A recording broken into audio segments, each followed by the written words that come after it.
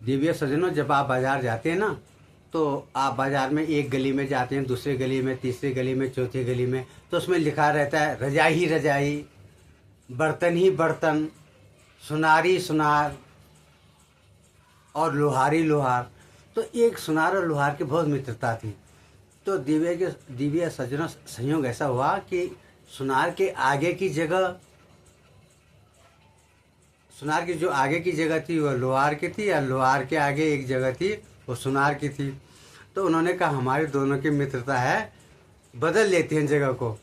सुनार ने कहा तुम मेरी जगह ले लो और मैं तुम्हारी जगह वहाँ पे जो पड़ी है उसको मैं ले लूँ, और आमने सामने एक दूसरे का दीदार हो जाएगा। तो दिव्य सज्जनों, उनके अंदर मित्रता थी।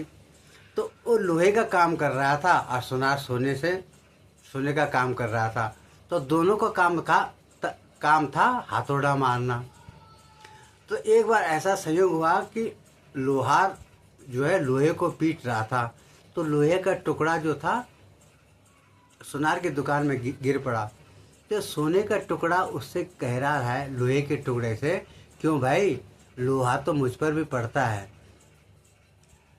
तो मेरी उतनी आह नहीं निकलती, उतनी करहा नहीं निकलती जितनी तेरी निकलती है।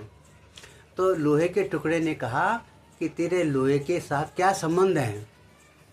तो सोने के टुकड़े ने कहा मैं तो सोना हूँ और ये लोहा, तुम लोहे हो, हमारा तुम्हारा रिश्ता तो बन ही नहीं सकता।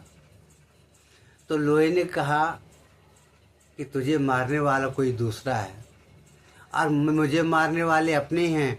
मेरे को क्या करते हैं लोहार लोग, नीचे लोहा रखते हैं, फिर मेरे को गर्म किया जाता है, फिर उसके ऊपर रखा जाता है और फिर उसके ऊपर हथौड़े के मार पड़ती है। तो मुझे मारने वाला कौन है, मेरे अपने ही हैं। तो जब अपने ही अपने आप को दुख देते हैं, कष्ट देते हैं, तो आह तो निकलेगी ना, करहा तो निकलेगी ना, दुख तो होगा ही ना। दिव्य सज्जनों, राधे राधे, जय श्री कृष्ण।